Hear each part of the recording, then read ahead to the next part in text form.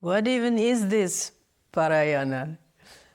Parayana is the recitation, the full recitation, ongoing, often over multiple days, and an entire text is covered. Parayana of Bhagavad Gita, for example, takes around 3.5 hours when it's pretty fast, and that will be recited in one sitting. Parayana we do here for the first time is of Lalita Sahasranama, and that is a hymn of the 1,000 names of Devi Lalita. Very beautiful hymn, very transcendental hymn. Wonderful to chant this and learning to chant this. So every day we will just recite the same hymn. It is good for following along for those also who want to learn, because the speed is not so fast. I am not so fast. In fact, only 1 year ago I started learning the Sri Lalita Sahasranama with the entire Purva Bhaga. The Sahasranamas have preliminary texts from the Puranas that are the framing. Which sage tells to which sage, and what avatar delivers the text and gives some wisdom with that, how they are approached, being asked, give me the highest knowledge, give me the transcendental knowledge I want to know, and then the sage answers accordingly, and that will lead to the recital, to them revealing that particular Sahasranama, all the names of Devi, from which names the highest knowledge is derived. So the backstory, so to say. And very rarely is the Purva Bhaga chanted with the Lalita Sahasranama. So it's normal to chant that with Vishnu Sahasranama. It is rare to hear that fully chanted with Lalita Sahasranama. Now we could speculate on why that is. In the temples where I learned and served, and in these sampradayas, happened to be quite frequent chanting of Vishnu Sahasranama, but not of Sri Lalita Sahasranama. So I had to learn it afterwards, in my own time, in the limited time. This is why I am not super fluent in it, and this Parayana is for the practice. And yeah, the reason why Lalita is not so frequently chanted in that tradition is probably because it is from the Shakta Tantra. It is from a little different tradition.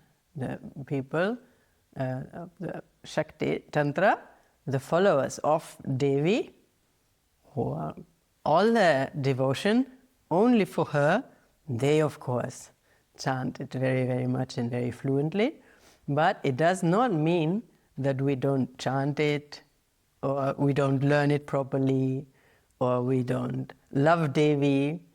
But it is for everyone.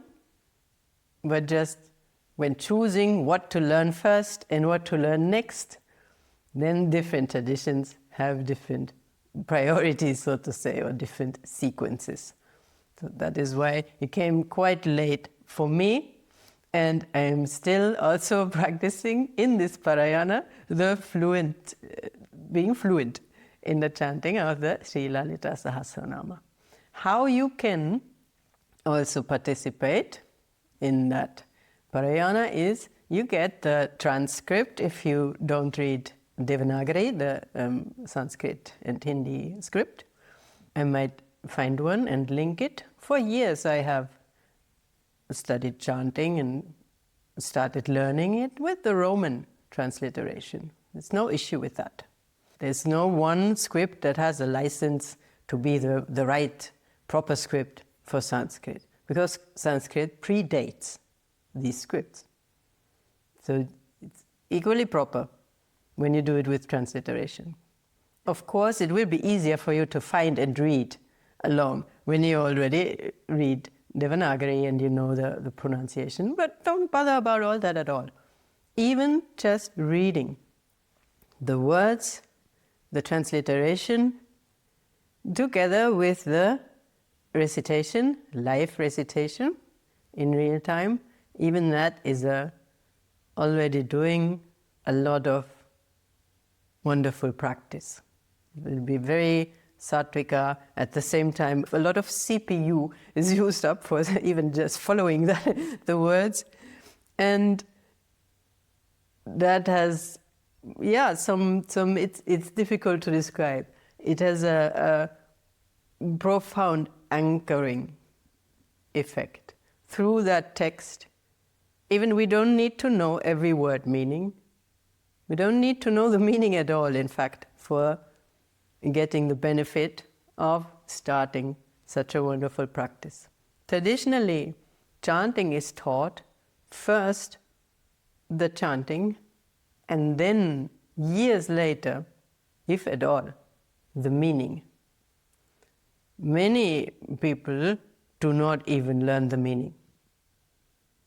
That does not matter for the practice of chanting. That matters for other reasons if you want to go there, but it is optional.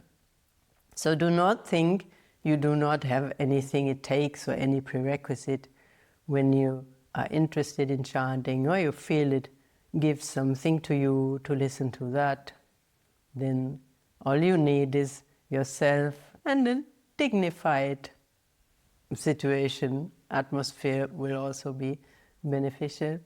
And then I would be very happy to chant together or read the text together, and also answer the questions you might have about chanting, about learning the hymns or the Sanskrit. Whatever is your question here, you are very welcome. Namaskar.